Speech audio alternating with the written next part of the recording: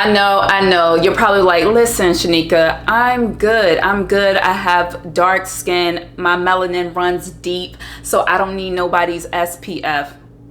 Stop, because you're wrong. What's up, guys? Welcome back to my channel. I'm Shanika, and today we are going to be talking about sun damage and why it is so important that we wear SPF. Hear me, it is very important that we wear SPF. So we're gonna get into that, and I'm gonna give you some really good facts. But before we get into the video, you already know, if you haven't already, go ahead and subscribe to my channel. And I'm definitely gonna be sharing lots of videos with you guys, bringing forth lots of skincare knowledge. So I'm excited about that, and I hope that you would join me on this journey. I'm going ahead and sit down for this one and get nice and comfortable, because we're gonna have a little chit chat. We need to have a little chit chat about this SPF that you refuse to wear. I used to be that person that did not wear sunscreen, like, ever. I just didn't know anything about it, had no knowledge about it, completely ignorant to what SPF was. Now that I'm a licensed esthetician, I definitely understand the importance of wearing SPF, and I'm here to tell you why it is so important that you protect your skin from sun damage. There are 3 different types of UV rays, and UV rays is just short for UV radiation. Now, before I get into the 3 types, UV radiation is just the natural source of energy that comes from the sun. That's it. The first type of UV ray is going to be UVC. UVC is one that we don't have to worry about, thank you Lord, because it does not penetrate the ozone layer. So we don't have to worry about the UVC rays, so we're good there. We do have to worry about the other 2. The next one is going to be the UVA rays.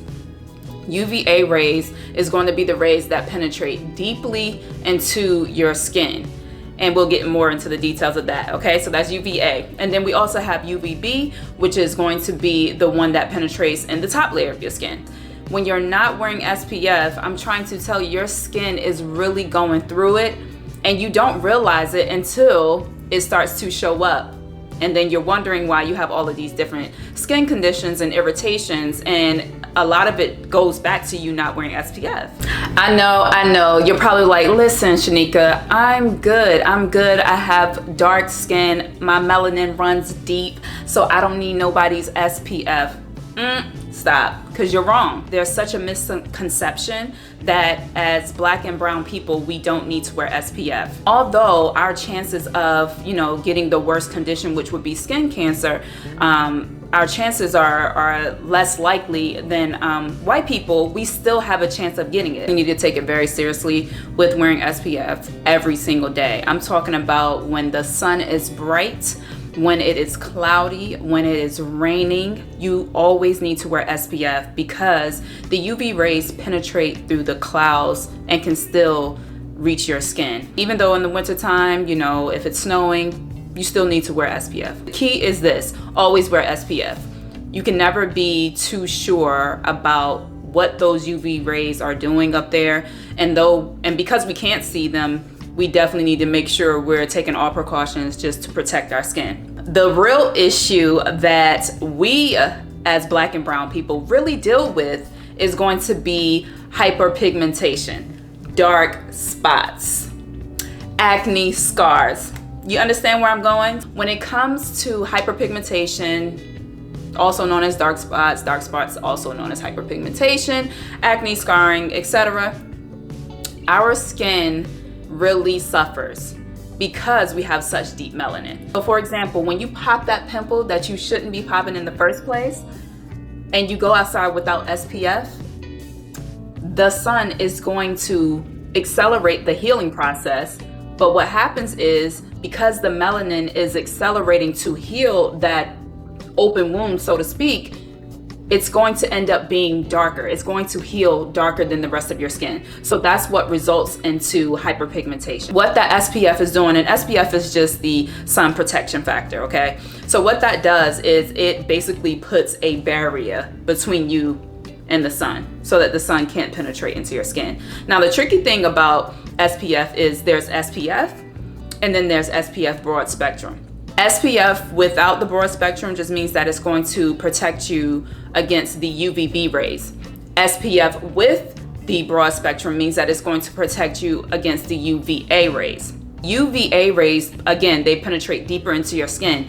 Years ago, when they started making SPF, I'm talking about years ago, they didn't have broad spectrum. The reason why they went back and then created broad spectrum SPF is because they realized how damaging those UVA rays were when they penetrate deeply into the skin. You always want to make sure you purchase SPF broad spectrum. Do not just go out here and get that regular SPF because it's only protecting you against the UVB rays. The other tricky part about SPF is the numbers. So you have SPF 15, you have SPF 30, you have SPF 50.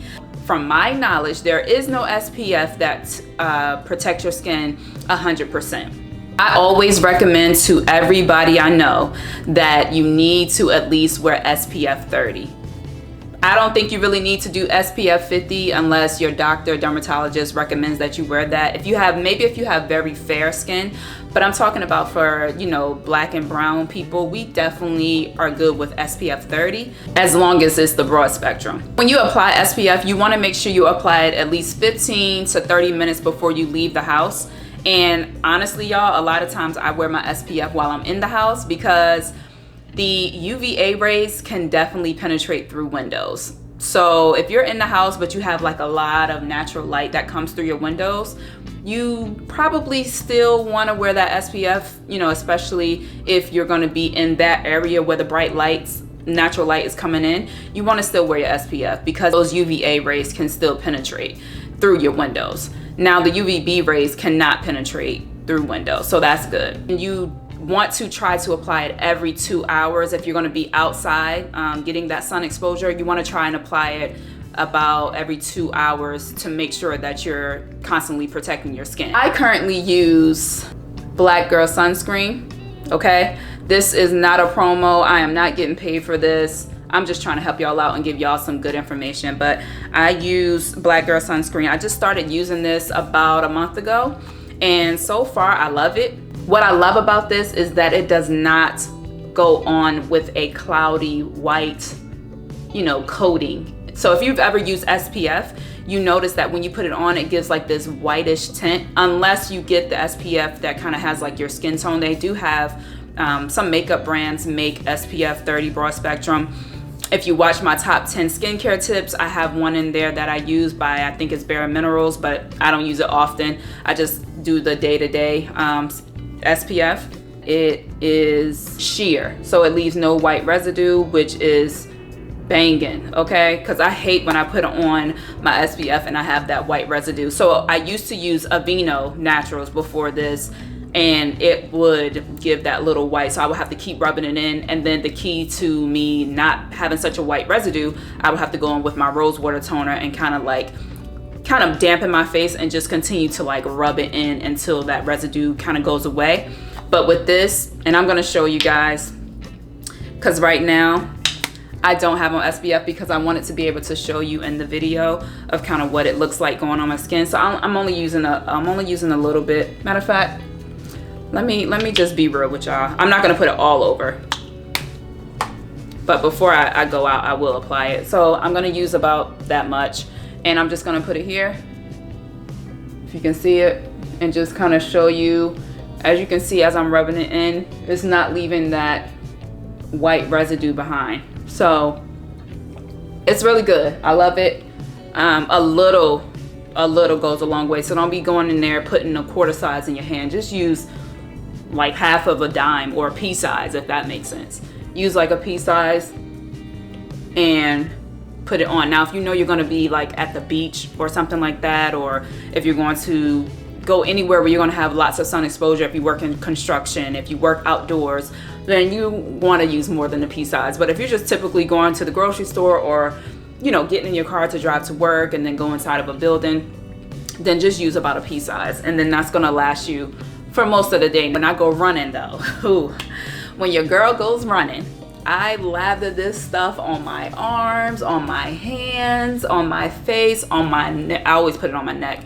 But if I know that I'm gonna be outside running, and I usually run in like a tank top, so I'm putting it all over my shoulders, wherever my skin is exposed, I put it on. So if my legs are gonna be exposed, I put it on. So that's the key. You don't wanna just put it on your face, put it on your whole body. You wanna protect your whole body, especially if you have like freckles and moles and things like that on your body. You definitely wanna make sure you're putting SPF over that so that you can hopefully prevent yourself from, you know, getting skin cancer. Now, the one thing I did forget to mention about that skin cancer is, although we are less likely to get it, unfortunately, if we are diagnosed with it, is typically found in the later stages. So our survival rate is lower when it comes to skin cancer because it's usually detected at the later stages. So wear your SPF.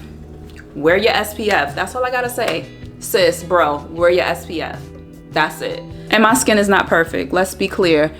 My issue is my large pores right here. I have large pores here and large pores here. Anything that is a skin condition on your skin can be affected by the sun. The sun ultimately pulls the moisture from your skin and it dries it out, which is why it is a huge aging factor, which makes you look older, and it begins to cause those fine lines and wrinkles, right? If your SPF is going to be the last thing you put on your face. So when you wash your face, you're going to cleanse, you're going to tone, you're going to moisturize, and then you're going to put on your SPF. Yes, you can wear serums under your SPF, but just know that that SPF is the last thing because that's your protection for the day to go out into the world. So SPF goes on last, dead last. That's all I have for you. I hope that you enjoyed this video. I hope that you guys got something out of it. If you have questions, please drop them in the comments. Give your girl a thumbs up, and I really appreciate you taking the time to watch my video. And I hope that you will join me moving forward. Good day, and wear your SPF.